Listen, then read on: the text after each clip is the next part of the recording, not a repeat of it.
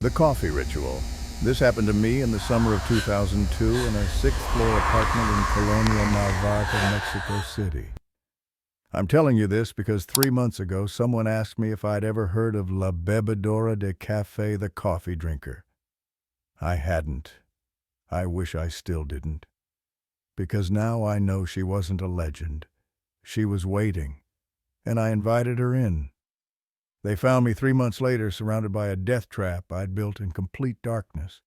But the worst part wasn't the trap. It was the blood. Liters of it covering my living room floor. The police tested it. It wasn't mine. It wasn't human. And when they asked me whose it was, I could only tell them the truth. She needed an offering. And I gave it to her. I lived alone. 6th floor, no elevator. My boyfriend was always too busy. My sister called, but I stopped answering. By the time anyone noticed I was gone, I'd been in the dark for 98 days. Just me and her. And the coffee pot that turned on every night at midnight brewing a drink I never remembered making. The apartment always smelled like wet concrete and burnt coffee, the kind of smell that sticks to your throat. And at night, every night at exactly 12 a.m., I'd hear the click of the stove igniting the gurgle of the percolator. And underneath it all, someone humming. A woman's voice, old, patient, hungry. I told myself it was the building's old pipes, the ventilation. My own voice echoing in the dark. Depression makes you hear things right, makes you forget. Makes you do things you don't remember. That's what the doctors said later. But doctors don't know about La Bebedora. They don't know what happens when you brew coffee for the dead. May 9th, 2002. 4:47 in the afternoon. The clock on the wall was the last thing I looked at before my life ended. They called me into the conference room at Televisa, the network where I'd worked for 6 years. Senor Vega, my boss, wouldn't meet my eyes. His hands were folded on the table like he was at a funeral. Carmen, the network is restructuring. Your position has been eliminated. 6 years. I'd started as a production assistant fetching coffee and making copies. Worked weekends in editing bays while my friends went to parties. Missed my niece's baptism because we were on deadline. Postponed vacations, postponed my life, all for a career that just told me I was expendable. They gave me a folder, severance package, COBRA information, a business card for career transition services, whatever that meant. The security guard walked me to my desk. I had 15 minutes to pack. My coworkers avoided eye contact. Some I'd worked beside for years. We'd shared birthdays, complained about management, celebrated promotions. Now they looked through me like I was already a ghost. I packed my things into a cardboard box, a coffee mug that said "World's Okayest Producer." A photo of my sister Daniela and her husband. A dried rose from the bouquet Raphael sent on our first anniversary. It all fit in one box. 6 years reduced to objects I could carry in 2 hands. Walking home through the streets of Colonia Narvarte, I passed a street vendor selling coffee. An old woman with weathered hands and a face like cracked leather. She really looked at me, and her eyes went wide. "Cuidado, mija," she said, reaching out to touch my arm. "The sad ones always smell like good coffee. They come when you're brewing." I pulled away. "I don't know what you're talking about."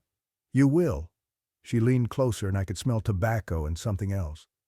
Something like earth after rain. When the darkness feels easier than the light. When you stop opening the curtains. When midnight tastes like memories. That's when she comes. La Bebedora de Café. She's been waiting a long time for someone like you. I walked faster. Just a crazy old woman. Mexico City was full of them. Fortune tellers and mystics and people who saw signs in everything. But her words followed me home. The apartment felt different when I unlocked the door. Had it always been this quiet? This still, I lived in a 1970s building with Art Deco bones and failing infrastructure. The elevator worked maybe 3 days a week, which meant 6 flights of stairs most days. My apartment was 302, a studio that the landlord generously called a 1-bedroom. 400 square feet if you counted the bathroom. The Murphy bed hadn't folded up in 3 years. The mechanism was broken and I'd never bothered to fix it. Why would I? I lived alone. No one visited except Raphael, and that was becoming less frequent. One window. It faced an air shaft between my building and the next, which meant I looked directly at a brick wall 6 feet away. I'd hung heavy brown curtains when I moved in, thinking I'd replace them with something cheerful eventually. That was 3 years ago. The curtains were still there, blocking out what little light the air shaft provided. The kitchenette was a strip along one wall, a mini fridge that hummed too loud, a 2-burner stove from the 60s, a sink the size of a salad bowl. My dining area was a folding table and one chair pressed against the opposite wall. The TV sat on a plastic shelf unit I'd bought at a second-hand store. Next to it, a stack of videotapes from work I'd meant to return. That didn't matter now. It wasn't much, but it was mine. My first place alone after years of roommates and subletting and sleeping on my sister's couch. My own space, my independence. I set the cardboard box on the table and sat down. Stared at the wall. The phone rang, probably Raphael, but I didn't answer.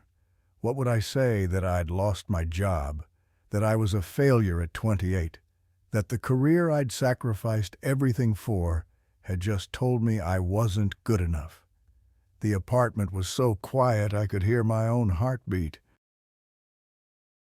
Or maybe that was the building. Old places made sounds. Settled and creaked and breathed like living things. I looked around, really looked at the space I called home. The water stain on the ceiling that looked like South America. The crack in the plaster that started at the door and spiderwebbed across the wall. The brown curtains that made everything dim even at noon. When did I last open those curtains? Last week, last month? The air shaft only showed a brick wall anyway. What was the point? Something moved in my peripheral vision. I turned fast, heart jumping, just the curtain, swaying slightly. There must be a draft from the air shaft. Old buildings were full of drafts, but the window was closed. I could see it was closed. The curtain swayed again, gentle, like someone had just walked past it. Hello? My voice sounded strange in the empty apartment. Small, uncertain. No answer. Of course, no answer. I was alone. I stood up, walked to the window, pulled back the curtain. The window was indeed closed. The air shaft beyond was empty. Just brick and shadows and a rectangle of gray sky 6 stories up. But I could have sworn I felt breath on the back of my neck, cold, like someone standing right behind me. I spun around. The apartment was empty, door still locked, chain still latched. No one here but me. "Get it together, Carrie," I whispered, first day unemployed and already losing it. The phone rang again. This time I answered. "Amor," I heard. Raphael's voice was careful. Too careful. "Vega called me. I'm so sorry. Are you okay?" "I'm fine. Do you want me to come over? We could talk. I'm tired. Can we do this another day?" Silence on the other end. Then, "Sure, of course. I have this campaign anyway. The client is insane, but this weekend, okay, we'll figure everything out. Okay? I love you. You too." I hung up before he could say anything else. Raphael was a good man. Successful account executive at one of the best advertising agencies in the city, handsome, ambitious, from a good family. My mother had been thrilled when we started dating 2 years ago. "Finally," she'd said, "someone serious." But Raphael had his own apartment across town closer to his office. We kept our lives separate. Practical, he said. We're both busy. But sometimes I wondered if it was something else, if he kept one foot out the door, just in case. I looked at the phone. Should I call my sister? Daniela would want to know. But Daniela was pregnant with her second child, busy with her husband and her perfect life in the suburbs. She didn't need my problems. The apartment felt smaller suddenly. The walls closer, the ceiling lower, the air thicker.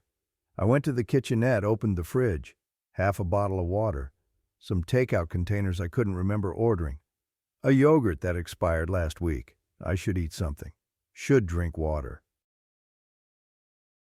Should do all the things that functional people do. Instead, I closed the fridge and went to bed. It was only 6 in the evening, but what else was there to do? I lay down still, wearing my work clothes. Stared at the ceiling. The water stain looked different from this angle. Not like South America, like a face, mouth open, screaming. No, not screaming. I was projecting, seeing things that weren't there. I closed my eyes, tried to sleep, but my mind wouldn't stop. Replaying the meeting, Vega's face, the security guard waiting to escort me out like I was a criminal, the box of my things sitting on the table. Somewhere in the building, someone's TV was on, voices speaking Spanish, too muffled to understand, normal sounds, normal life. Other people going about their evenings, unaware that someone's world had just collapsed. The next 3 days blurred together. Friday, I called my freelance editing contact and said I had the flu. I wasn't sick. I just couldn't face anyone. Couldn't pretend everything was fine. Saturday, Raphael texted, "Agency crisis, client changed everything last minute. Rain check on this weekend." I texted back, "No problem." Sunday, Daniela called. "Want to get breakfast? I'm craving chilaquiles and you know Jorge won't eat them with me." "I'm not feeling great." "Carrie, are you sick? Do you need me to bring you something?" "Just tired. I'll call you later." I didn't call her later. Monday arrived. Then Tuesday. The days lost their shape. Morning and night became the same. I stopped setting alarms, stopped checking my phone, stopped doing anything except lying in bed and staring at the ceiling. The thing about depression, real depression, not just sadness, is how it convinces you that getting out of bed is impossible, that showering requires more energy than you possess, that the 20 steps to the kitchen might as well be 20 miles. I started sleeping in my clothes. It was easier than changing. Easier than making decisions. The apartment was always dim because of that one window facing the brick wall, but I'd usually compensated with lamps. 3 of them, one by the bed, one in the kitchenette, one on the TV shelf. I don't remember when I stopped turning them on. It just happened gradually. The lamps seemed too bright, hurt my eyes, made me feel exposed. Darkness was softer, kinder. In the dark, I didn't have to see the mess accumulating, the dishes in the sink, the clothes on the floor, the mail piling up under the door slot. In the dark, I didn't have to be anyone, didn't have to maintain the pretense of a functional adult. I could just be nothing, and nothing didn't hurt. The curtains stayed closed. Even during the day, that thin strip of gray light from the air shaft felt like an accusation, like the world outside demanding I participate.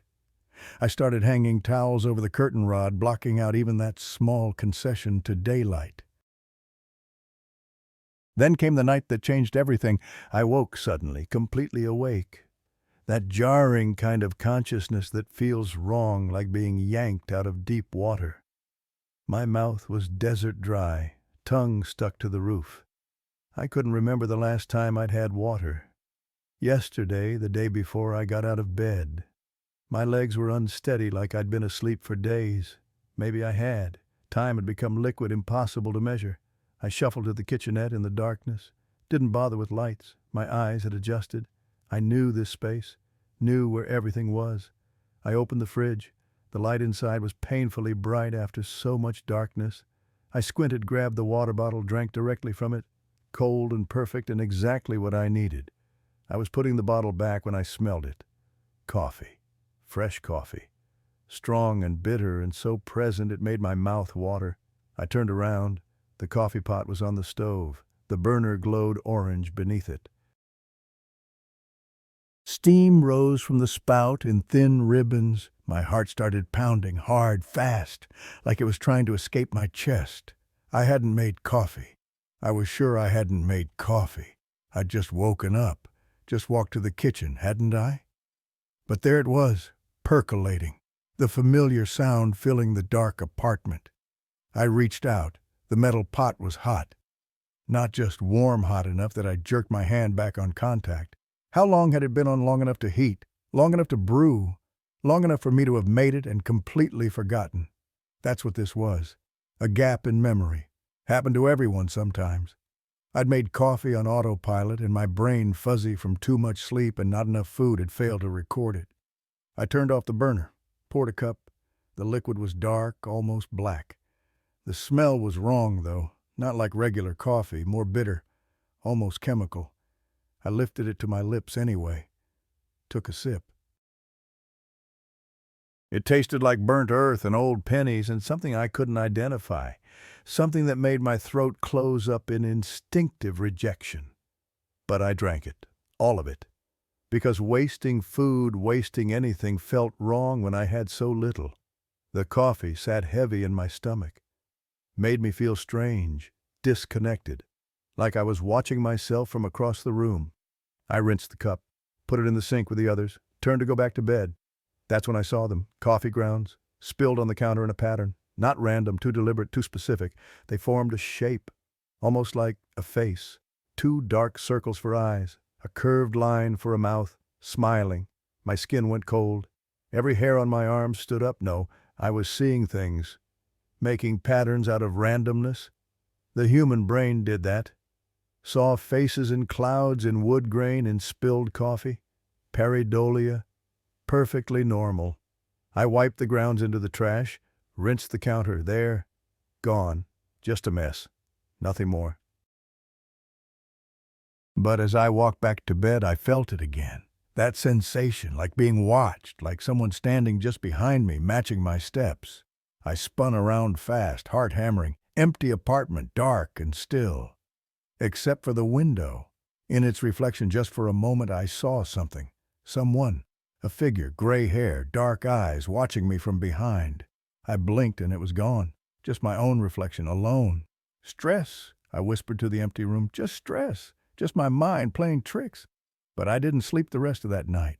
Lay in bed with my eyes open, staring into the darkness, listening to the buildings settle and creak around me. And somewhere very faint, I could have sworn I heard humming. A woman's voice. Old, familiar in a way I couldn't explain. Humming a melody I'd never heard before, but somehow knew by heart. I spent the next 3 weeks building an altar to a dead woman in my apartment. I used my furniture, my belongings, my blood. And the worst part, I remember doing it. I remember wanting to do it, because she convinced me it was the only way to help her go home. And if I helped her, she'd leave. She promised. La bebedora de café always keeps her promises. Just not the way you think. The coffee pot incident should have been a warning. Should have sent me running to Daniela's house or to a doctor or anywhere but that apartment. But it didn't.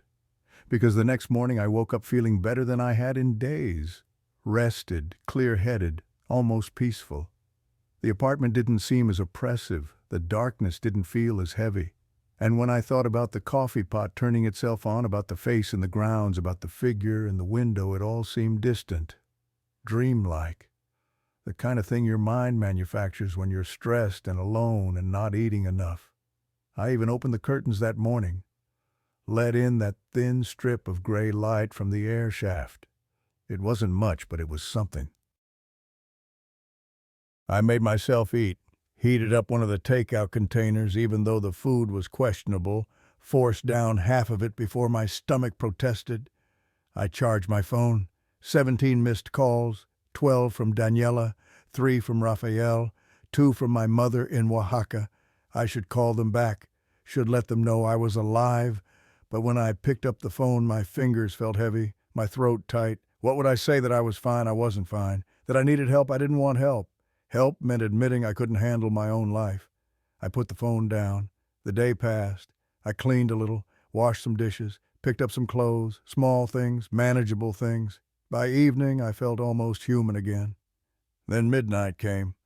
I was in bed, not quite asleep when I heard it. That sound I'd convinced myself was a dream. Click, the stove igniting. My eyes snapped open, my whole body went rigid. It was happening again. I lay there listening, the gurgle of the percolator. The smell of coffee drifting from the kitchenette.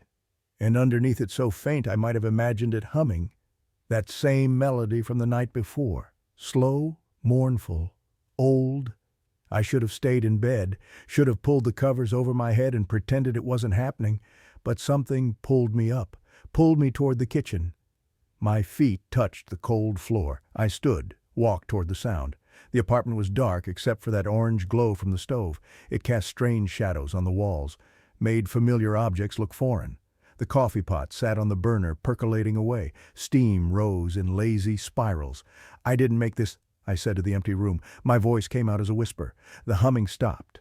Silence. heavy and waiting, then so soft I almost didn't hear it. No, mija, I did. I spun around, heart exploding in my chest. Nothing. No one. Just darkness and shadows. Who's there? My voice cracked. Don't be afraid. The voice came from everywhere and nowhere. Old, female, patient. I'm not here to hurt you. I'm here because you called me.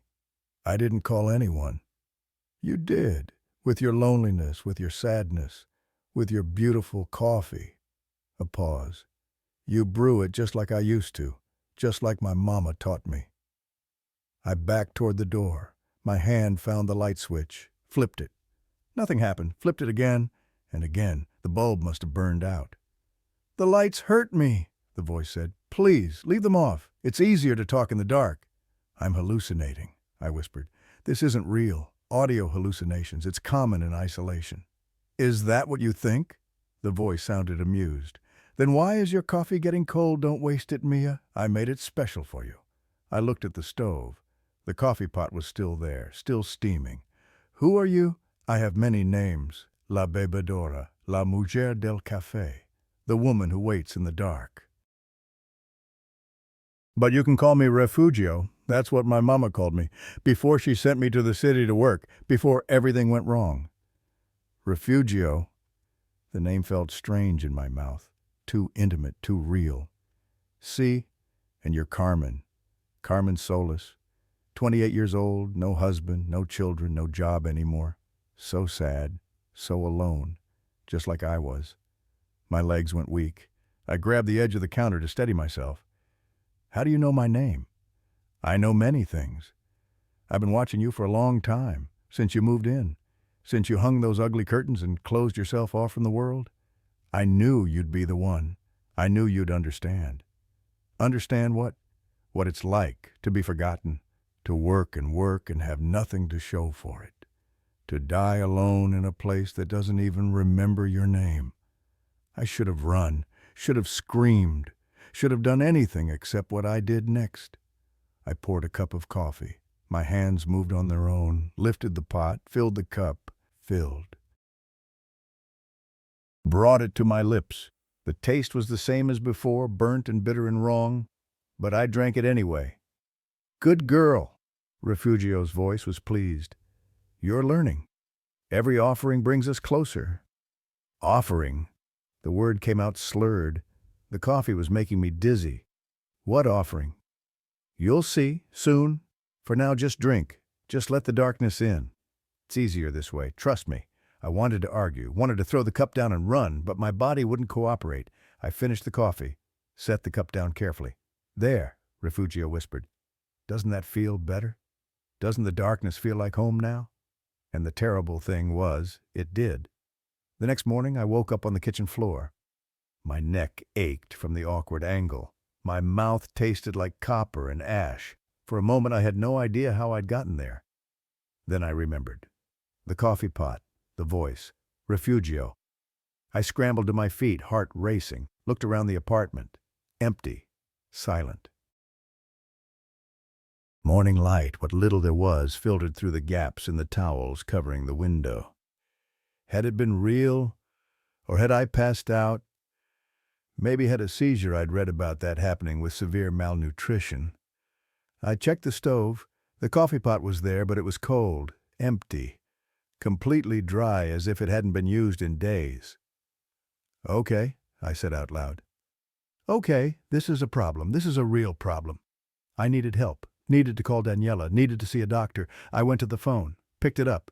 The line was dead. No dial tone, just silence. I tried the cell phone. It was charged, but when I tried to call, nothing happened. The screen showed full bars, but the call wouldn't connect. No, I whispered. No, no, no. I tried again, and again. The phone worked. I could see the screen, could navigate the menus, but I couldn't make calls. Couldn't reach anyone. That won't work. Refugio's voice came from behind me. Not yet. Not until you help me. I didn't turn around. Couldn't. My whole body had locked up. What do you want from me? I already told you I want to go home, and you're going to help me. You're going to build me a place, a proper place, where I can finally rest. I don't understand. You will. Tonight at midnight. I'll show you what to do. For now, rest. Eat something. You'll need your strength. The presence faded. I felt it leave like a drop in temperature. The apartment felt emptier somehow. More mine again, but not completely. I tried the door. The lock turned. The chain slid off. The door opened. I could leave right now. Could walk out and never come back. My foot crossed the threshold. The hallway's fluorescent lights made me squint. Senora Medina from 305 was walking past with her groceries. She saw me and smiled. Carmen, haven't seen you in a while. You look thin, mija. You eating okay? I'm fine. You sure you look pale? Just tired, working a lot. The lie came easily, too easily. Well, don't work too hard. My daughter, she worked herself sick at that bank job. Ended up in the hospital. You have to take care of yourself. I will, thank you. I stepped back into the apartment, closed the door, locked it. Senora Medina's concern had felt wrong, invasive, like she was seeing too much, knowing too much. In here in the dark, I was safe. No one could see, no one could judge. I realized what I just thought and felt a wave of horror. When had the apartment become safe? When had the outside world become the threat? But even as I thought it, I couldn't bring myself to leave again. The days bled into each other. I stopped trying to keep track. May became June, though I only knew that because of the mail still sliding under my door, bills, advertisements, a postcard from my mother. I didn't open any of it. My routine became simple. Sleep, wake, wait for midnight. Drink the coffee Refugio made. Listen to her voice in the darkness. She told me stories. About growing up in Veracruz, about coming to Mexico City in 1959 to work as a maid, about the family she worked for, wealthy, cruel, careless with their accusations. They said I stole, Refugio told me one night. A necklace, diamond and gold. I never touched it. But the senora, she needed someone to blame. Easier to blame the maid than admit she lost it herself. What happened? They ruined me. Told everyone I was a thief. No one would hire me. I couldn't send money to my daughter. Couldn't afford food. This building, this apartment was all I could afford. 6th floor, no elevator. I climbed those stairs every day until I couldn't anymore. How did you die? Silence. Long enough that I thought she wouldn't answer. Then, coffee.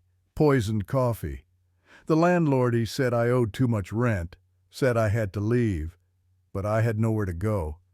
So I made one last pot of coffee, added rat poison, drank it while watching the sun set through that window you cover up. It took 3 hours to die. No one checked on me for 2 weeks. My stomach turned. That's horrible. What's horrible is being forgotten. I died in this room and no one cared. My daughter thought I abandoned her. The family I worked for never even asked what happened to me. I just disappeared like I never existed. I'm sorry. Don't be sorry. Help me. That's all I want. Help me go home. How? I'll show you. Starting tonight, we're going to build something beautiful, something that will finally set me free. That night, the real work began. At midnight, I woke to find myself standing in the middle of the apartment. No memory of getting up, no memory of walking. Refugio's presence was stronger than ever. I could almost see her. A gray shape in the darkness, human-sized but wrong somehow, like a photograph that's been overexposed. Move the table, she said. There, in front of the door. Why? Because I said so. Because you promised to help. I never promised. You drank the coffee. Every night. That's a promise, mija. That's an agreement. My hands moved before I could stop them. Grabbed the table, dragged it across the floor. The legs scraped loudly against the wood. Someone below us pounded on their ceiling. Keep it down. I positioned the table in front of the door. It blocked the entrance. If someone tried to come in, they'd have to push past it.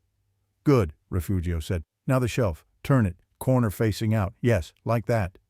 I moved the TV shelf, turned it so its sharp corner pointed toward the center of the room, at head height. Anyone walking through the darkness would walk right into it. Why are we doing this? Protection. When the others come, your sister, your boyfriend. The people who want to take you away, they'll hurt themselves trying to reach you. They'll learn to leave us alone. I don't want to hurt anyone. Don't you?" Her voice was sharp.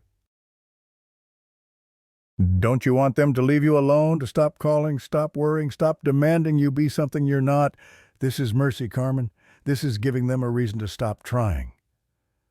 Part of me wanted to scream no, wanted to fight. But another part, the part that had been growing in the darkness, agreed. Yes, let them leave me alone. Let them stop pretending they care. I kept building. The light bulbs were next. One by one I unscrewed them. The bathroom, the bedroom lamp, the kitchenette. I collected them in a pile in the corner of the room. "Don't break them," Refugio instructed. "Not yet. We'll need them later, for the offering." "What offering?" "The one that sends me home, the one that requires blood." My hands froze on the last bulb. Whose blood? Yours and mine? And all the others who came before, mixed together, a gift to La Bebedora, the saint of forgotten women, the goddess of those who die alone. I don't understand. You will, soon. For now, keep working. Keep. We have so much to do. June brought new obsessions. Newspapers started appearing under my door. I didn't remember subscribing, but they came daily.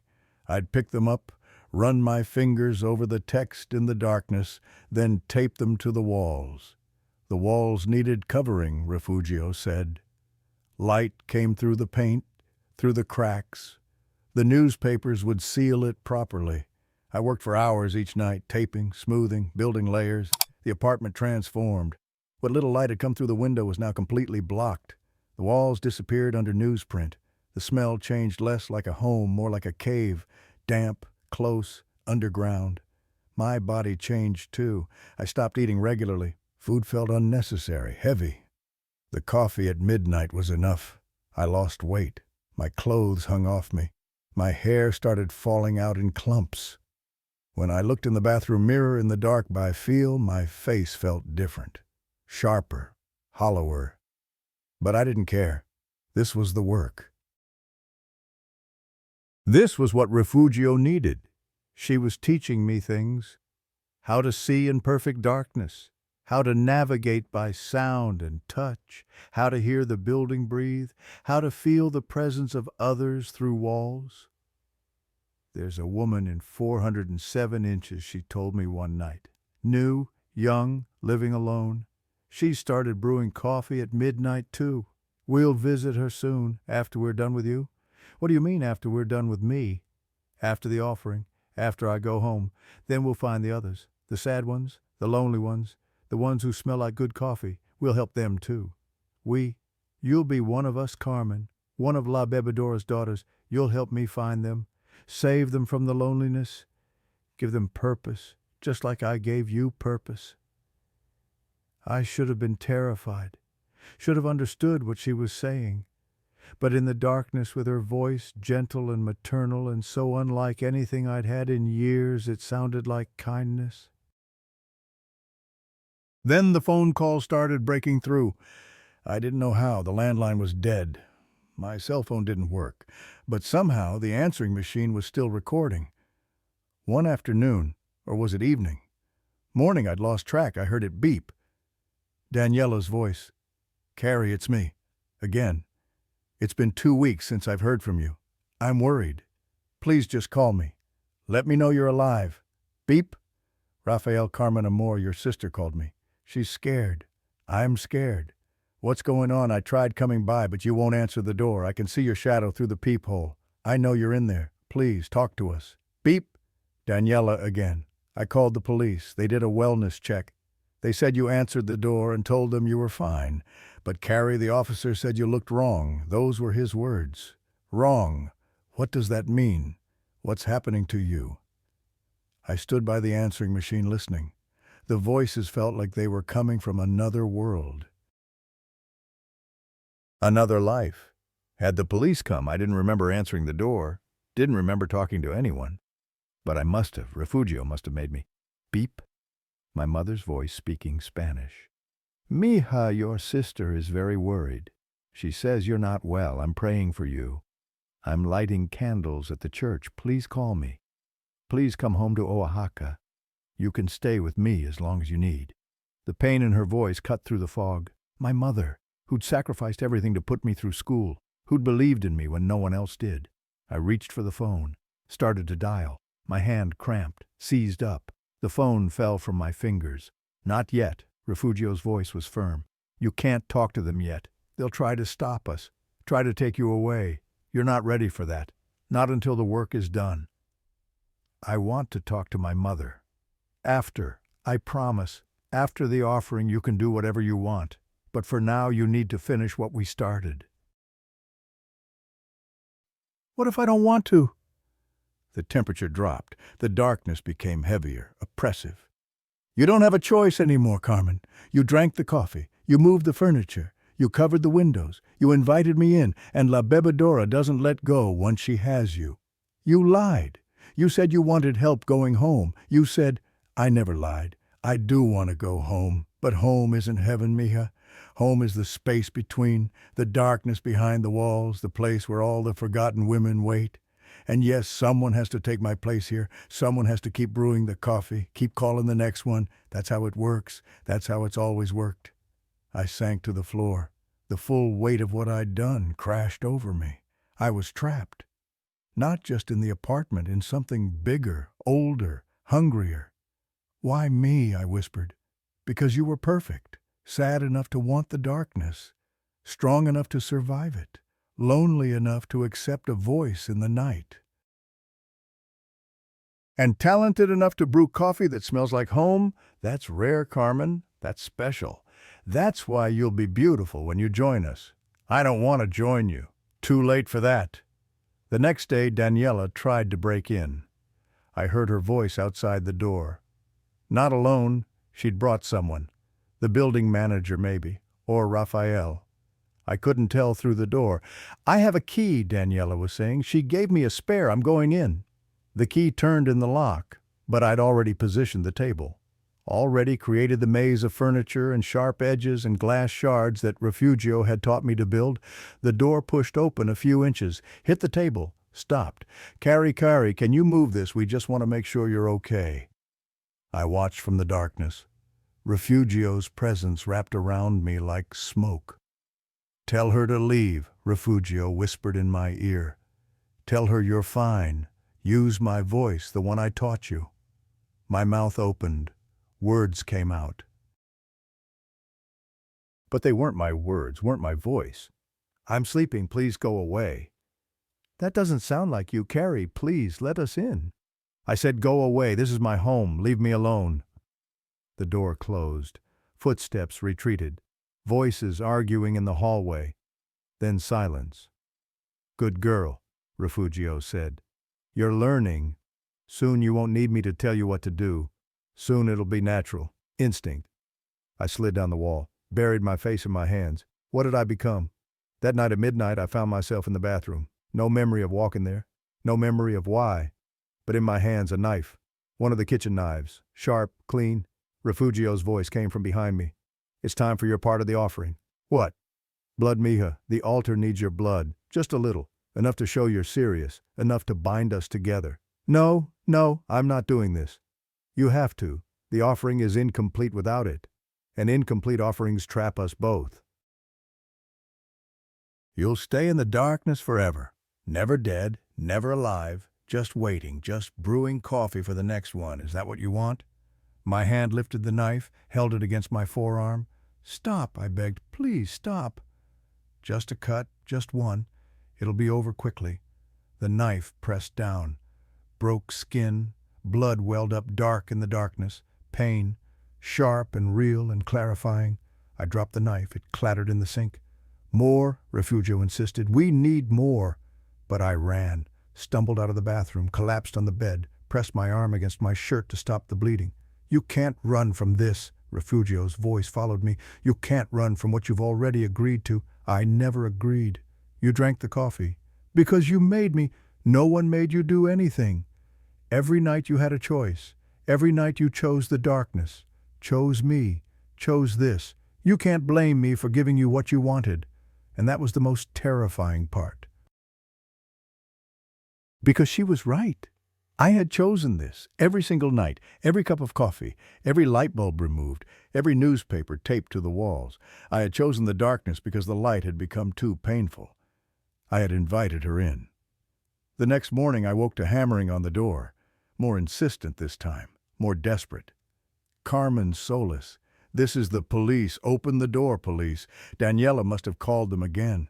I lay in bed listening. My arm throbbed where I'd cut it. The wound had scabbed over, but it ached. Ma'am, we know you're in there. We just need to see that you're safe. Open the door or we'll have to force entry. Refugio materialized beside the bed, more solid than before. I could see her features now, gray hair, dark eyes, a face that had once been beautiful but was now gaunt, hungry. Make them leave, she said, or I'll make you hurt them. I can't. They'll break down the door. Then we'll be ready. The altar is almost complete. Just a little more blood. Theirs will work just as well as yours. No, I won't hurt anyone. You already have, look. She pointed to my arms. I looked down, saw what I'd been too deep in the fog to notice. Scratches, dozens of them, self-inflicted. Days or weeks of cutting myself in the night, building the offering with my own blood. See, Refugio smiled. You've been helping all along, and very soon we'll finish it together. The door shuddered. They were breaking it down. One more hit and they'd be through. One more hit and Refugio's trap would spring, and I would be responsible for whatever happened next. The coffee pot was screaming.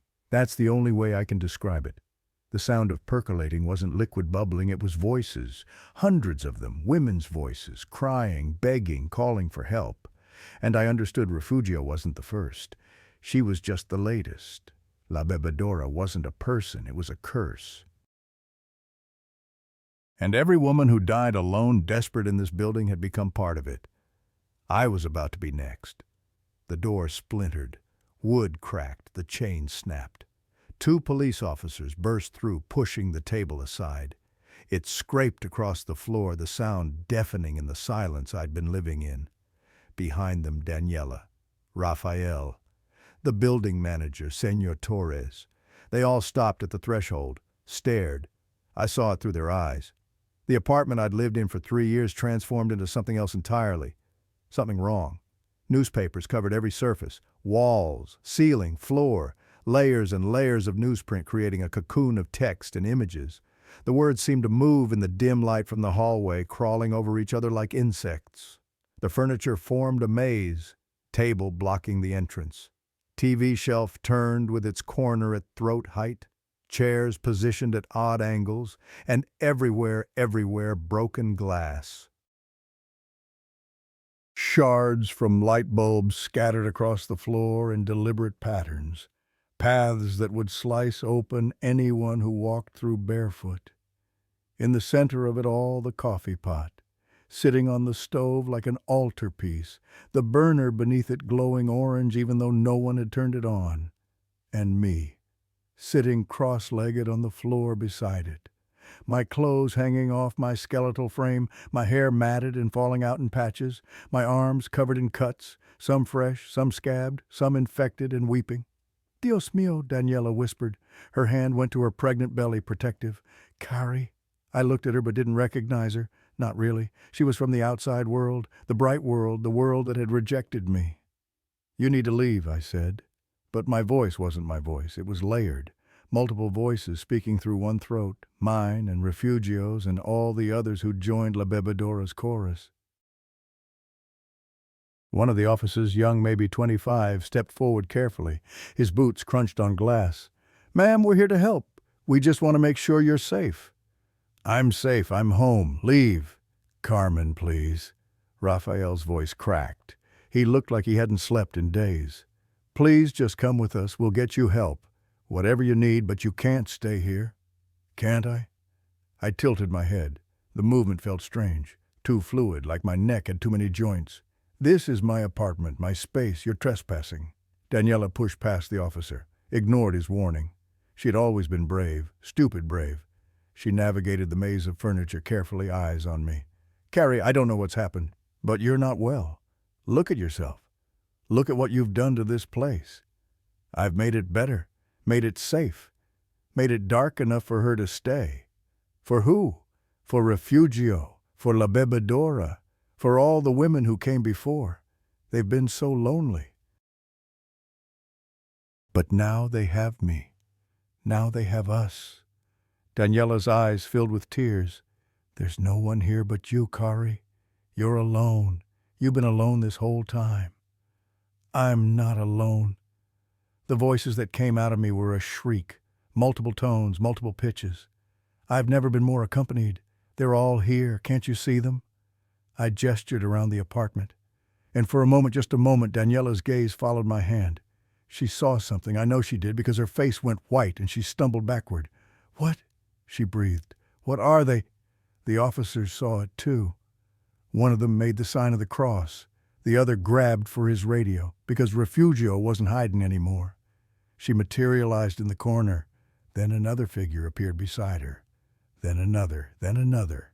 43 women, all gray, all translucent, all wearing clothes from different eras. 1960s house dresses, 1970s polyester, 1980s denim, each one bearing the marks of how they died.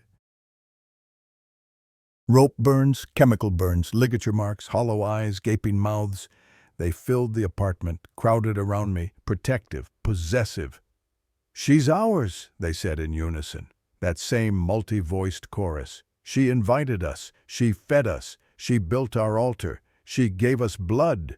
She belongs to La Bebedora now. Raphael grabbed Daniela, pulled her toward the door. "We need to leave, now." But the second officer, older, steadier, stood his ground. He'd seen things in his career, I could tell. Things that defied explanation. This wasn't his first encounter with something beyond the natural world. "You're not taking her," he said firmly, directly to the entities. "This woman has family, has people who love her. You're going to let us take her out of here." The entities laughed. A sound like wind through broken windows, like coffins opening, like earth settling over graves. Love? Refugio stepped forward, more solid than the others, almost corporeal. Where was this love when she lost her job, when she called and no one answered, when she spent weeks alone in the dark and not one person checked on her? "We tried," Daniela shouted. "We called. We came by." Too late. Always too late. You only care now because you can see what she's become. But when she was slowly disappearing, when she was drowning, you let her sink. "That's not fair," Raphael said, but his voice was weak, guilty, because it was fair, it was true. "We didn't let her sink," Refugio continued. "We caught her. We gave her purpose, gave her family, gave her darkness to hide in when the light was too painful. We saved her." "You're killing her," Daniela pointed at me, at my skeletal frame, at the cuts on my arms, at my hollow eyes. "Look at her, she's dying. She's transforming, there's a difference." The older officer pulled out his phone, started recording, smart. Evidence, proof that this wasn't just a mental health crisis. "I don't know what you are," he said steadily, "but you're going to let us take her. Because if you don't, I'm going to call a priest. I'm going to call someone who can force you out." The entities hissed, retreated slightly. They didn't like that, didn't like the threat. But Refugio stood firm. "Call whoever you want. We've been here longer than your churches, longer than your laws. We're the saint of abandoned women, the goddess of forgotten souls. You can't remove us. We're part of the building now, part of the earth it's built on." "Then we'll tear down the building," the officer said, "and we'll move to the next one, and the next. We're everywhere there are sad women, lonely women. Women who brew coffee at midnight and wonder if anyone would notice if they disappeared. You can't fight that. That's half the city." The officer's hand holding the phone trembled slightly, but his voice stayed steady. "Maybe. But you don't get this one. Carmen Solís is leaving with us tonight." The entity surged forward, surrounded me, a wall of gray bodies and dark eyes and reaching hands. "If she leaves, she dies," Refugio said. "The offering is incomplete. She's already half transformed, half dead, half ours. If you pull her back now into the light, into the noise, into all that life, her body will collapse. Her mind will shatter. She'll spend the rest of her days in an institution screaming about the voices. Is that what you want for her?" Daniela sobbed. "You're lying." "Am I? Look at her." They all looked at me, really looked. I was barely there. My skin had taken on a grayish cast. My eyes were sunken, my breathing shallow. I was halfway between worlds, halfway between living and becoming part of La Bebedora. "There has to be another way," Raphael said desperately. "There is." A new voice entered the conversation. Everyone turned. A man stood in the doorway, elderly, wearing black, a white collar, a priest. Padre Miguel from the parish church 3 blocks away. I recognized him vaguely. He'd done my cousin's wedding years ago. "I got a call from dispatch," he said, stepping carefully into the apartment. He carried a bag, a Bible, a crucifix. "They said there was something unusual happening here." The entities hissed and retreated from him, not afraid, but wary. "Your tools don't work here, priest," Refugio said. "This isn't a demon, this isn't possession, this is older, this is justice." "I know what this is." Padre Miguel's voice was calm, knowledgeable. "I know the history of this building. I've been the priest for this neighborhood for 30 years. I know about the fire in 1959. I know about the women who died. I know about La Bebedora de Café." That got their attention. All 43 entities turned to look at him. "You know us?" Refugio sounded surprised. "I know you. Refugio Sanchez, born 1932 in Veracruz, came to Mexico City in 1959 to work as a domestic servant. Died in this apartment in 1962? Poison in your coffee. But it wasn't suicide, was it?" Refugio's form flickered, wavered. "How do you—" "Because I did my research. Because every few years another woman dies in this building under mysterious circumstances. Always the same. Always alone. Always in apartment 302. And I started digging. Found old police reports, coroner's files, news articles." He pulled papers from his bag. "The landlord poisoned you because you threatened to report the building violations, the fire hazards, the lack of proper exits. You knew another fire could happen. You tried to prevent it, and he killed you for it." The apartment went completely silent. Even the officers stopped moving. "They covered it up," Padre Miguel continued. "Made it look like suicide. Because who would investigate the death of a poor maid? Who would care? So you stayed here, trapped, angry, hungry, and you started collecting others. Other women who died alone. Other women the world forgot. Building your own family in the darkness." "They deserve to be remembered," Refugio said. Her voice was smaller now, more human. "We all did." "You did, you do." The priest stepped closer. "But Carmen doesn't deserve to join you, not like this. Not as punishment for the world's cruelty. She invited us in. Because she was in pain, because she was vulnerable, because you manipulated her." He turned to look at me. "Carmen, can you hear me?" I nodded. Barely. The entity's hold on me was strong, but not complete. "Not yet." "Do you want to die?" Did I? I tried to think through the fog in my head. Tried to remember who I was before all this. Carmen Solís, 28 years old, TV production, loved my work, loved my family, had dreams, had plans. When had I let go of all that? When had darkness become easier than fighting? "No," I whispered. "I don't want to die." "Then fight them." "I can't. I'm too weak, they're too strong." "You're stronger than you think. You survived 3 months in hell. You're still here, still breathing, still capable of choice. Choose life, Carmen, choose the light." The entities screamed, all of them. The sound was deafening. Windows rattled. The building itself seemed to shake. "She's ours," they shrieked. "She's not—" Padre Miguel raised the crucifix. Not as a weapon, as a reminder. "You don't own her. Depression doesn't own her. Loneliness doesn't own her. She's a human being with free will, and she's choosing to leave. Are you?" Refugio's face appeared inches from mine, almost solid, almost real. "Are you choosing them? The people who abandoned you, the world that rejected you? Are you choosing to go back to that pain?" "Yes." The word came out stronger than I expected. "Yes, because pain means I'm alive. Pain means I'm still human. And I'd rather be human and suffering than dead and forgotten. You'll regret this. Maybe. But it'll be my choice, my regret. Not yours! I stood up. My legs nearly gave out. The officers rushed forward, catching me before I fell. The entities surged, tried to hold me back. Their hands passed through me not quite solid enough, not quite real enough. Because I hadn't completed the offering, hadn't given them enough blood, hadn't fully joined them. No! Refugio's scream was agony. You promised to help me go home. I'll help you! Padre Miguel's voice cut through her wailing. But not like this, not by taking another life. How then? How do I leave this place? How do I finally rest? By being remembered, by having your truth told, by having someone acknowledge what was done to you. He pulled out more papers. I found your daughter, Graciela. She's alive. She's 67 years old. She lives in Veracruz. She thinks you abandoned her. Refugio's form collapsed, shrank, became more human. My Graciela, my baby. She's not a baby anymore, but she's alive. And she deserves to know the truth, that you didn't abandon her, that you were murdered, that you spent your last penny trying to send money to her, that you died trying to protect people.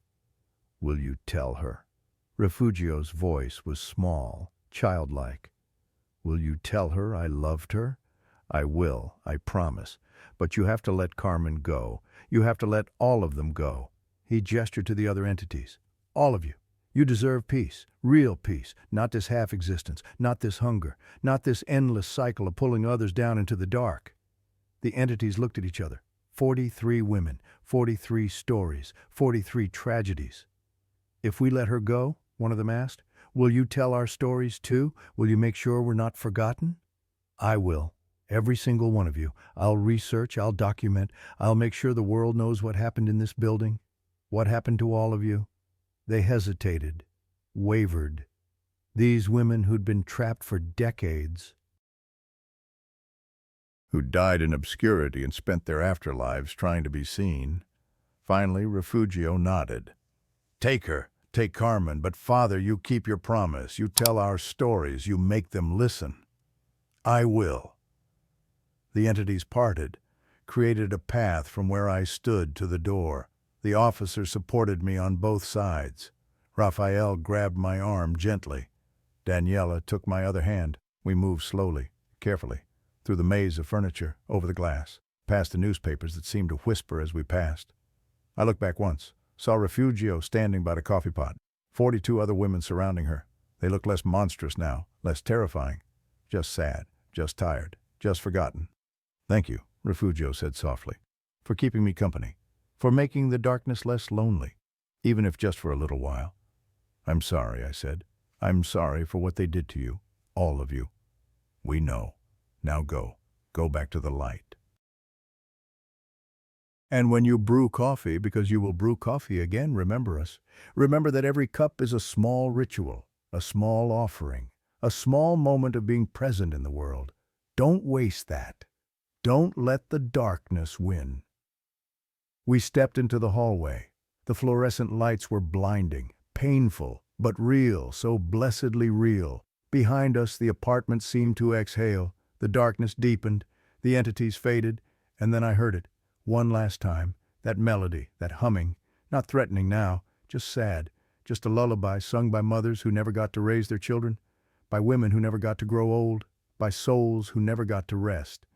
The door to apartment 302 closed, and I never went back. The ambulance ride was a blur, lights, sirens, paramedics asking questions I couldn't answer, Daniela crying, Raphael holding my hand, Padre Miguel following in his car. They took me to Hospital General, put me in a bed, hooked me up to IVs, ran tests. I was severely malnourished, dehydrated, anemic. The cuts on my arms were infected.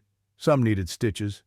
They found evidence of old fractures, probably from falling in the dark. My eyes had sustained damage from lack of light. Permanent sensitivity. I'd never be able to handle bright spaces again without pain. The doctors called it a breakdown, severe depression with psychotic features. They put me on medication, arranged for therapy, psychiatric evaluation. None of them asked about the entities, about what we'd all seen in that apartment, about the 43 gray women or the coffee pot that brewed by itself, except for one young resident. She came in on my third night, pulled up a chair, spoke quietly. "I was there," she said, "at the scene. I am Senora Medina's granddaughter. I heard what happened, and I wanted to tell you something." "What?" "My grandmother lived in that building for 40 years. She told me stories about the women who lived in 302, about how they'd move in cheerful and hopeful and slowly change, get sadder, get quieter, get darker. Some moved out, some stayed until," she paused, "until they didn't." "How many?" "In the 40 years my grandmother lived there, 12 women. All lived alone, all died alone. You're the first one who survived." "Why didn't anyone do anything?" "Who would believe them? A bunch of old ladies talking about ghosts and curses. They did call priests, did call authorities, but nothing ever changed. The building stayed, the apartment stayed, and every few years another woman would move into 302. What happened to it? The apartment. The landlord sealed it permanently, told the police he's going to convert it to storage. No one will live there again." She leaned forward. "But the woman in 407, she started complaining about coffee smells at midnight, about humming, about feeling watched." My blood ran cold. Refugio said she'd visit her next. "Can you help her, warn her I gave her your information, but she hasn't called?" "I don't know if I can help anyone. I can barely help myself."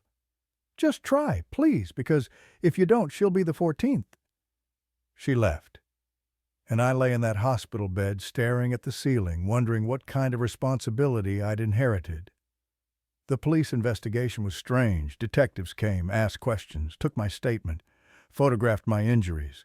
They'd collected evidence from the apartment, the newspapers, the furniture arrangement, the coffee pot, and the blood. There had been blood in the apartment, liters of it, covering the living room floor in patterns, like someone had performed a ritual. "We tested it," Detective Ramirez told me on day 5. "It's not your blood type." "Whose is it?" "That's the thing, we don't know. The lab results were inconclusive. The cellular structure is wrong, degraded, like it's been dead for a very long time, but also fresh." "They can't explain it." "What does that mean?" "Honestly, I have no idea. The lab techs are calling it contamination. But I've been doing this job for 20 years. I've seen a lot, and I've never seen anything like what was in that apartment." He pulled out photos, crime scene photos. I didn't want to look, but I made myself. The apartment looked even worse in the photographs.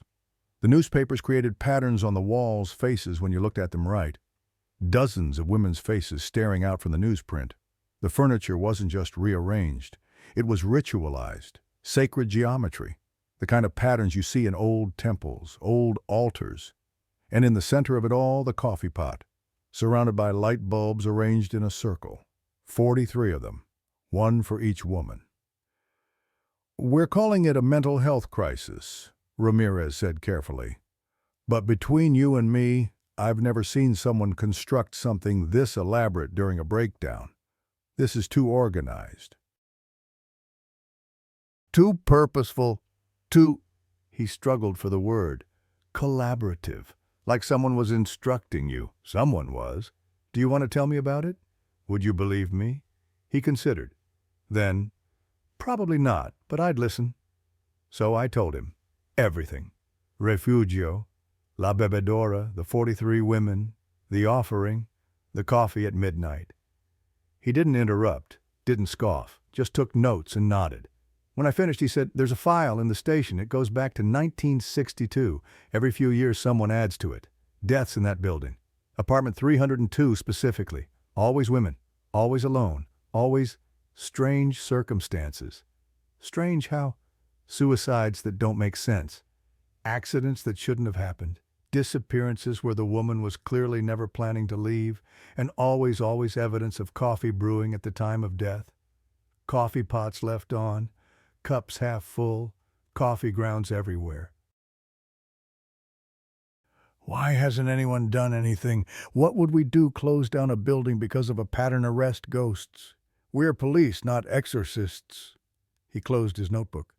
But we did contact Padre Miguel. He's agreed to perform a full cleansing of the building, not just your apartment, the whole structure. Maybe that'll help. It won't. Why not? Because La Bebedora isn't in the building. She's in the loneliness, in the isolation, in the moment a woman realizes no one would notice if she disappeared. You can't bless that away. It's everywhere. Detective Ramirez looked at me for a long moment, then nodded slowly. Yeah, I think you're right. They released me after 2 weeks. I'd gained back some weight. The infections were healing. The medication was helping with the depression, though it made everything feel muted, distant. I couldn't go back to the apartment, even if it hadn't been sealed, even if it was safe. I couldn't. Daniela and Jorge offered me their guest room. I accepted. It was strange living with people again, hearing voices, seeing sunlight, having regular meals, having someone check on me. At first I couldn't sleep. The guest room had a window, light came through, street lamps, car headlights, the ambient glow of the city. It hurt my damaged eyes, made my head ache. But Daniela got me blackout curtains, the kind that don't let in any light. And slowly, carefully, I started to sleep again, though I never slept through midnight. At midnight I'd wake up every night, like clockwork. My body trained to expect something, and I'd smell it, just for a moment, just a whisper. Coffee, burnt and bitter and calling. One night, 2 months after leaving the hospital, I went downstairs. Daniela's kitchen was dark. Everyone else was asleep. I turned on the light. It hurt, but I bore it. The coffee pot sat on the counter. Normal, unplugged, cold. I filled it with water, added grounds, plugged it in, turned it on, waited. The familiar gurgle, the comforting smell, normal coffee, not burnt, not wrong, just coffee. When it finished brewing, I poured a cup, stood in the bright kitchen, forced myself to stay in the light. This is for me, I said aloud. Not for you, not an offering, not an invitation, just for me, because I'm alive, because I survived, because I'm choosing to stay in the world. Silence, no humming, no voices, no presence in the darkness, just me. And my coffee, and the slow, painful process of learning to live again. I drank it. It tasted normal. Good, even. I washed the cup, turned off the coffee pot, went back to bed. The next morning, I found something on the kitchen counter. A photograph, old, faded, black and white. A woman in a house dress, young, maybe 30, smiling at the camera. Behind her, a modest kitchen, a coffee pot on the stove. I turned it over. On the back, written in faded ink, Refugio Sanchez, 1960, Mexico City. And below that, in different ink, fresh ink, a message in handwriting I recognized as my own, though I had no memory of writing it. I promised I'd remember. Here's my offering to you. Rest now. My hands shook. I dropped the photograph. Because the date on the photo was 1960. But Refugio died in 1962. Which meant this photo had been taken 2 years before her death, when she was still alive, still hopeful, still had a future, a photo that shouldn't exist in this house, that had no way of getting here, unless she'd brought it, unless some part of her was still here, still watching, still waiting. I picked up the photograph, looked at Refugio's young, hopeful face. I remember, I whispered. I'll make sure others remember too. And for just a moment I could have sworn I smelled coffee. Not burnt, not wrong, just coffee, fresh and strong and full of promise, like a thank you, like a goodbye, like a warning that some promises last longer than death. They released me with a diagnosis, severe depression with psychotic features, prescribed medication, mandated therapy, told me the altar, the voices, the entities, all hallucinations, but 3 things they couldn't explain: the blood that wasn't human, the photograph that shouldn't exist, and the fact that every night, no matter where I am at exactly midnight, I smell coffee brewing. And I'm not the only one. 3 months after leaving the hospital, I was living a careful life. Daniela's guest room had become my sanctuary. Small, controlled, safe. I kept the blackout curtains drawn during the day, used a single lamp with a dimmer switch, wore sunglasses indoors when necessary. My eyes never fully recovered from those months in darkness. The medication kept the worst of the depression at bay. Therapy helped me process what happened, or at least helped me build a framework for understanding it that didn't make me sound completely insane. Doctor. Salazar, my therapist, called it a dissociative episode triggered by severe stress and isolation. The entities were manifestations of my subconscious. The coffee ritual was a coping mechanism. The blood was either contaminated samples or self-harm I'd blocked from memory. Everything had a rational explanation, except it didn't. Because every night at midnight I still woke up, still smelled coffee. And sometimes, not often, but sometimes I'd hear humming. That same melody, drifting through the walls, coming from nowhere and everywhere. I never told Dr. Salazar about those nights. One morning in November, Daniela knocked on my door. "Carrie, there's someone here to see you." I tensed. I still didn't see many people. Raphael had visited a few times, awkward and guilty, before quietly ending our relationship. I didn't blame him. How could I? What we'd been together had died long before the entities took hold. "Who is it?" "Padre Miguel. He says it's important." I found him in the living room holding a folder. He looked older than I remembered, more tired, like he'd been carrying something heavy. "Carmen, thank you for seeing me." "Did you do it the cleansing?" "I did. The entire building, apartment 302 especially." He sat down, gestured for me to do the same. It didn't work. My stomach dropped. "What do you mean?" "I mean, La Bebedora is still there, still waiting. The entities are quieter, yes, but they're not gone. They can't be banished because they're not demons. They're just trapped, angry, hungry. So what now?" "Now I keep my other promise, the one I made to them." He opened the folder. Inside were documents, photos, news clippings. I found them. All 43 women, their stories, their deaths. And I'm documenting everything, publishing it, making sure they're remembered. He spread the papers across the coffee table. I saw names, dates, faces. Refugio Sanchez, 1962, poison. Maria del Carmen Torres, 1967. Hanging, Ana Beltran, 1973. Pills, Claudia Ramirez, 1979. Gas, the list went on. 43 women, 43 deaths. All in apartment 302, all alone, all forgotten. I found Refugio's daughter. Padre Miguel said quietly, "Graciela. I went to Veracruz, told her everything." "How did she take it?"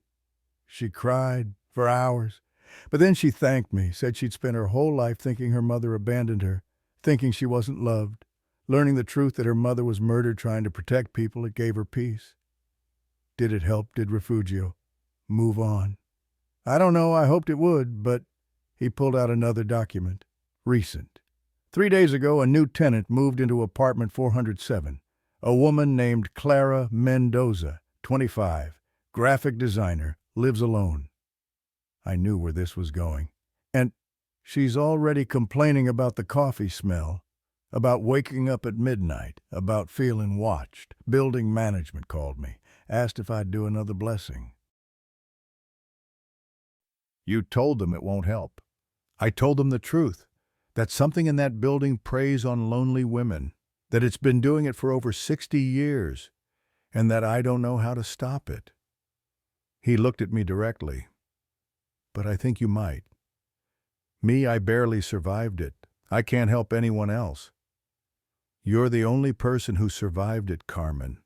You're the only one who looked La Bebedora in the face and chose to walk away. That makes you unique. That makes you powerful." "I don't feel powerful. I feel broken. Broken can be powerful. Broken means you understand pain, understand darkness, and you know the way out." He stood up. "I'm not asking you to go back to that building. I'm not asking you to confront anything. I'm just asking you to talk to Clara. Warn her. Tell her your story. Give her the choice you almost didn't get. And if she doesn't listen, then at least we tried." He left the folder. Left the 43 stories. Left the weight of responsibility on my shoulders. I didn't want it, didn't ask for it. But I opened the folder, started reading. Every woman had a story. Every woman had a life before apartment 302, before loneliness, before La Bebedora. They deserved to be remembered. And maybe that was the real offering. Not blood, not coffee, not darkness, memory. The next day I called Clara Mendoza. Her voice was cheerful, optimistic, young, exactly like mine had been 3 years ago when I first moved to the city. Hello? Hi, my name is Carmen Solís. I used to live in your building, in apartment 302. I heard you just moved into 407 and I wanted to talk to you about something. A pause. Is this about the weird coffee smell? Yes, among other things. Can we meet? We met at a cafe 3 blocks from her building. Neutral ground, public, safe. Clara was exactly as I'd imagined. Young, ambitious, dressed in trendy clothes, hair perfectly styled. The kind of woman I used to want to be. So, she said, stirring her cappuccino, the landlord said you had some kind of breakdown in 302, that you saw things.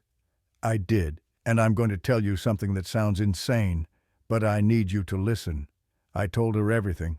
Refugio, La Bebedora, the 43 women, the coffee at midnight, the slow descent into darkness.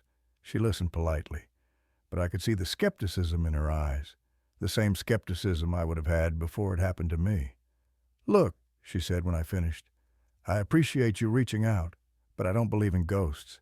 The coffee smell is probably just old pipes, and the feeling of being watched, that's just being a woman living alone in the city. We all feel that sometimes. I know. I thought the same things. That's how it starts. That's how it gets you. Gets me, Carmen, no offense, but it sounds like you had a mental health crisis, which is valid, which is real. But it's not supernatural. It's just life being hard. You're right, life is hard, especially for women like us. Women living alone. Women trying to make it in a city that doesn't care about us. That's why La Bebedora has so much power. Because she's not just a ghost.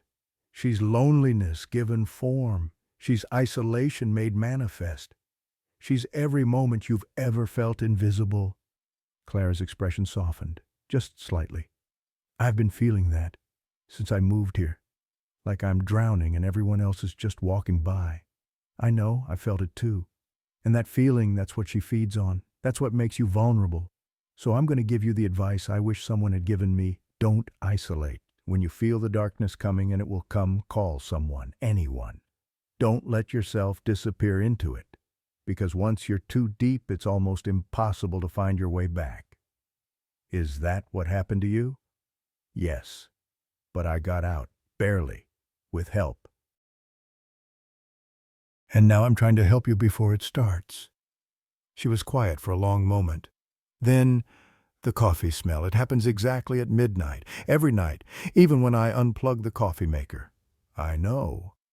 And last night I woke up and found myself standing in the kitchen. No memory of getting up, no memory of walking there, just suddenly there, holding a cup. Did you drink it? No, it freaked me out, so I poured it down the sink. But Carmen, there was no coffee in the pot, no water, nothing. But the cup was full. How is that possible? I reached across the table, took her hand. Because she's already noticed you. Already started. But you're catching it early, that's good. That means you can fight. How? Light, people, noise, life, everything La Bebedora hates. Force yourself to keep the curtains open. Force yourself to see friends even when you don't want to. Force yourself to stay in the world, because the moment you start choosing darkness over light, she wins. What if I can't? What if it's too hard? Then call me anytime, day or night, I'll answer. I promise you won't be alone. I wrote my number on a napkin, slid it across the table. Clara took it, folded it carefully, put it in her purse. Thank you, she said quietly. I don't know if I believe everything you said, but thank you for caring enough to warn me. Just promise me something.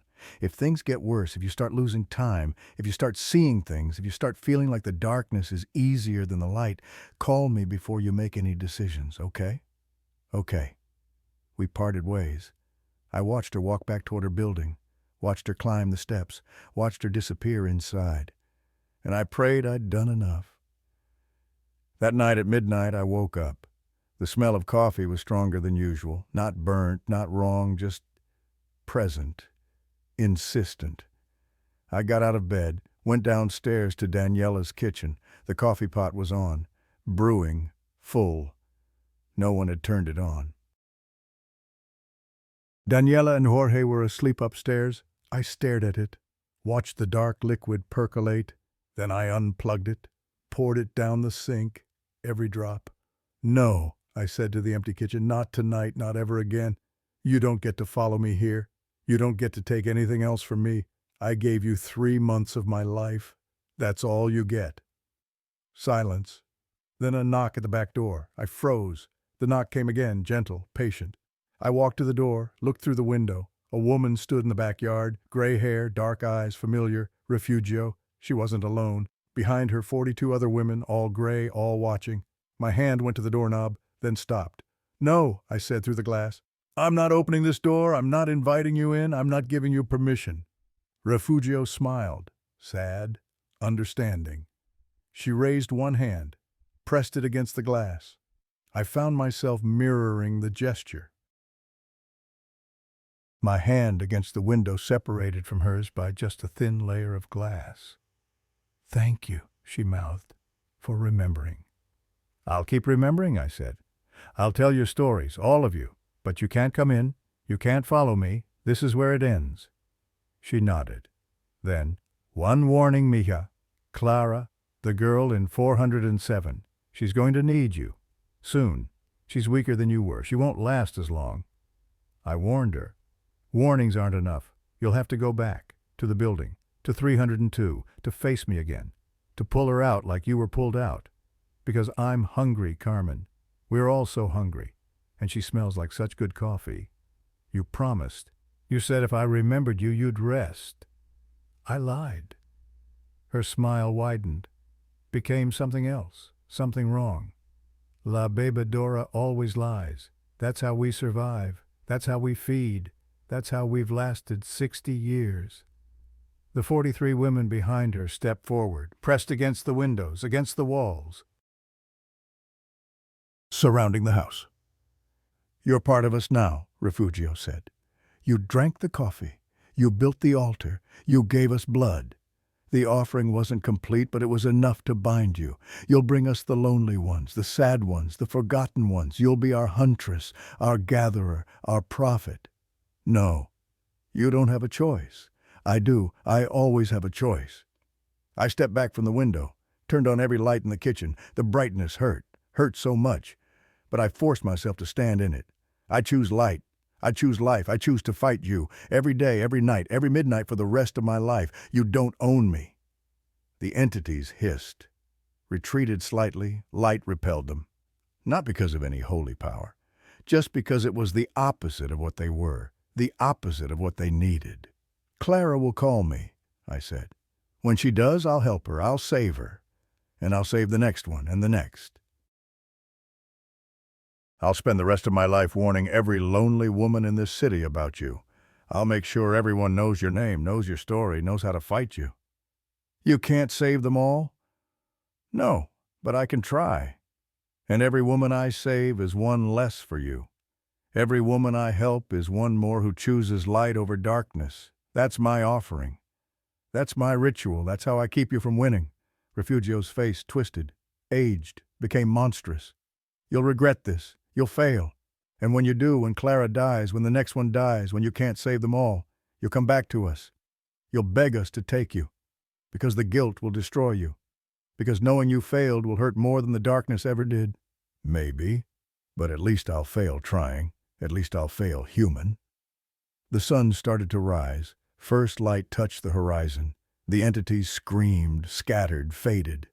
Until only Refugio remained. One last moment. One last look. I really did like you, Carmen.